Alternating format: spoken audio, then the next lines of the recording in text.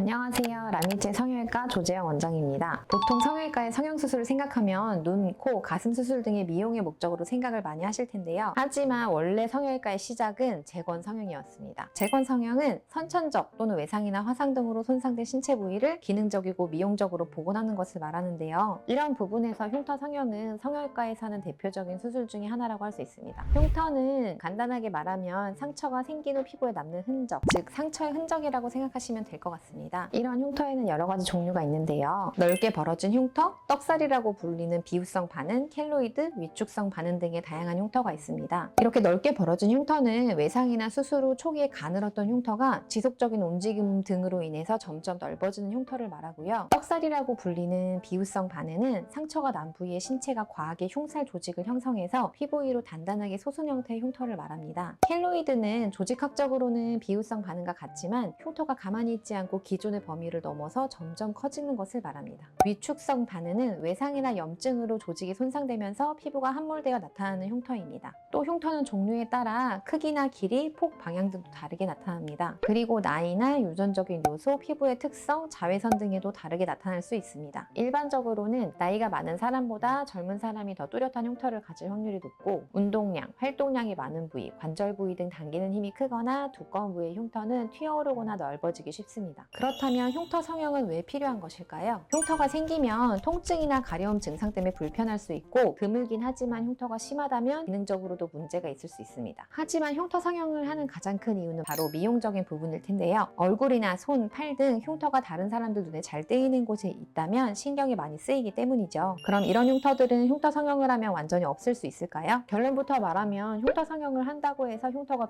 100% 완전하게 사라지는 것은 아닙니다. 흉터 성형은 흉터로 인해서 달라진 주변 피부와의 높이, 색, 질감 차이를 다시 주변 피부와 최대한 맞춰서 눈에 덜 띄게 흐릿하게 만드는 것이 목표입니다. 흉터를 치료하는 방법에는 여러 가지가 있는데요. 테이핑으로 고정한다든지 흉터연고나 흉터 시트를 적용한다든지 압박을 해서 흉터가 튀어나오지 않도록 해준다던가 주사를 놓음으로써 튀어나온 흉터 부분을 가라앉게 하거나 레이저 치료를 통해 통증 및 가려움증을 감소해주고 흉터를 개선시킬 수 있습니다. 그럼 흉터 성형은 언제 하는 것이 좋을까요? 일단 흉터를 효과적으로 치료하려면 흉터가 발생한 후에 가급적 빨리 내원하시는 것이 좋습니다. 하지만 흉터 수술의 경우에는 좀 다른데요. 흉터 수술의 경우에는 6개월에서 1년 정도 지나서 흉터가 완전히 안정됐을 때 하는 것을 권해드리고 있습니다. 또한 흉터 성형 직후에는 흉터가 좀 빨갛게 일시적으로 눈에 더 잘 띌 수 있는데요. 흉터 관리를 해주고 시간이 지나면서 자연스럽게 호전되게 됩니다. 흉터 성형 후의 관리도 굉장히 중요한데요. 우선 흉터 부위를 과도하게 자극하거나 충격을 주지 않아야 합니다. 그리고 수술 후에 음주와 흡연은 한 달 정도 뒤부터 하시는 것이 좋습니다. 술은 염증을 유발할 수 있고 흡연은 혈관을 수축시켜 피부 손상 및 괴사 또는 수술 부위의 상처 회복을 지연시킬 수 있습니다. 그리고 병원에서 처방해준 약이나 연고가 있다면 복용을 잘 하고 잘 발라주셔야 합니다.